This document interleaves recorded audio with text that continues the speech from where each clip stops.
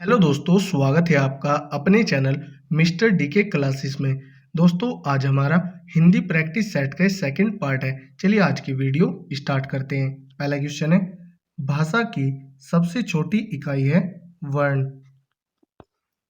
वर्णमाला कहते हैं वर्णों के व्यवस्थित समूह को। निम्न में से कंठीय ध्वनियाँ कौन सी हैं? क और ख। य और र ये अंतस्थे ध्वनि है। च और ज ये तालव्य ध्वनि है। ट और अण ये मूर्धन्य ध्वनि है। स्थान के आधार पर बताइए कि मूर्धन्य व्यंजन कौन से हैं? ड और ढ। ग और घ ये कंठे व्यंजन है। ज और झ ये तालव्य व्यंजन है। प और फ ये ओष्ठ्य व्यंजन है। निम्न में से अल्प प्राण वर्ण कौन से हैं? क और ग। निम्न में से नासिक्य व्यंजन कौन सा है? अइया। ए और अ वर्ण क्या कहलाते हैं? कंठ तालव्य। हिंदी वर्णमाला में अयोगवाह वर्ण कौन से हैं? अंग और अह।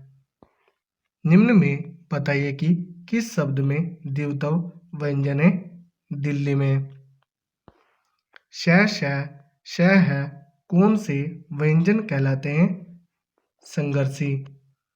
स्पर्श संघर्षी च वर्ग कहलाता है। निम्न अंकित में से बताइए कि नवीन विकसित ध्वनियाँ कौन सी है? ख और ग। निम्न में से कौन सा घोष या सघोष वर्ण है? म। कौन सा अमानक वर्ण है? Option C. क ग ज फ ध्वनियाँ किसकी हैं? अरबी फारसी की। हिंदी में मूलतः वर्णों की संख्या कितनी है? 52। अक्षय ध्वनि किसके अंतर्गत आती है? संयुक्त वर्ण के।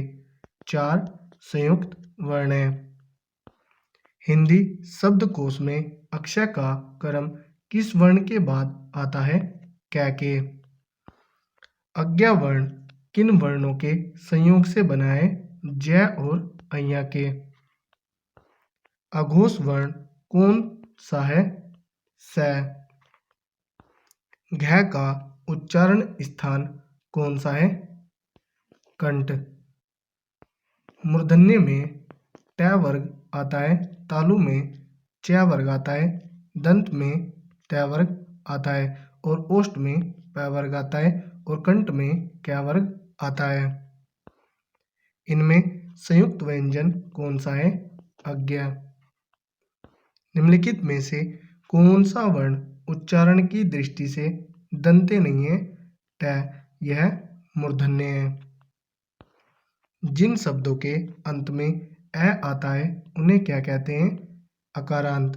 अंतस्थे में य, र, ल और व आते हैं। अयोगवाह में अंग और अह आते हैं। अक्षय वर्ण किसके योग से बना है? क और श के। हिंदी वर्णमाला में स्वरों की कुल संख्या कितनी है? 13। सामान्य स्थिति में स्वरों की संख्या पूछे तो 11 होती है और शुद्ध उच्चारण की दृष्टि से स्वरों की संख्या 10 होती है। निम्नलिखित में कौन स्वर नहीं है? अइया। निम्नलिखित में कौन ट वर्ग नहीं है? घ। यह क वर्ग के अंतर्गत आता है। हिंदी वर्णमाला में व्यंजनों की संख्या है 33। निम्नलिखित में कौन सा पश्च स्वर है? आ।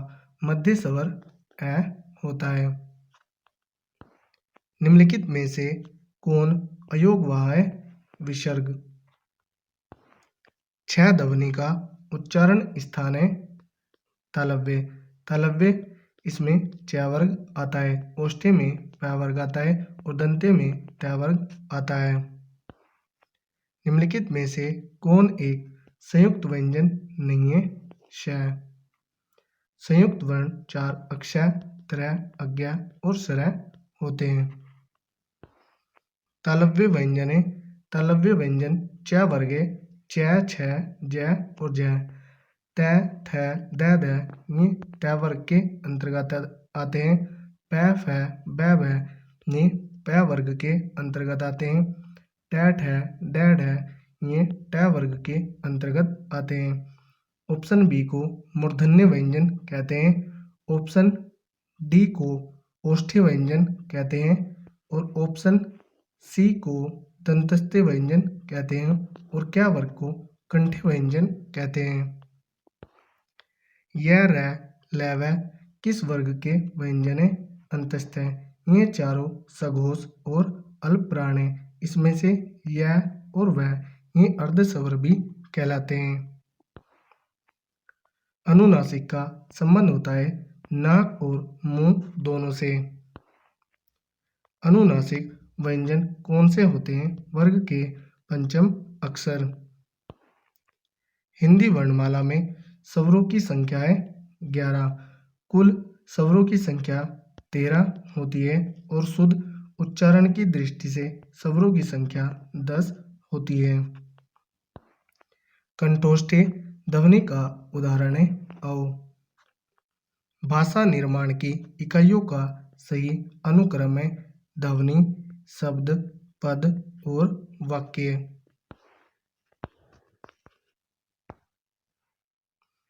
निम्न अंकित में से उच्चारण स्थान के आधार पर कंठ से लेकर मुख विवर में उच्चरित व्यंजन ध्वनियों का सही अनुक्रम है कंठे, तालव्य, वर्तस्य, दंते और ओष्ठे।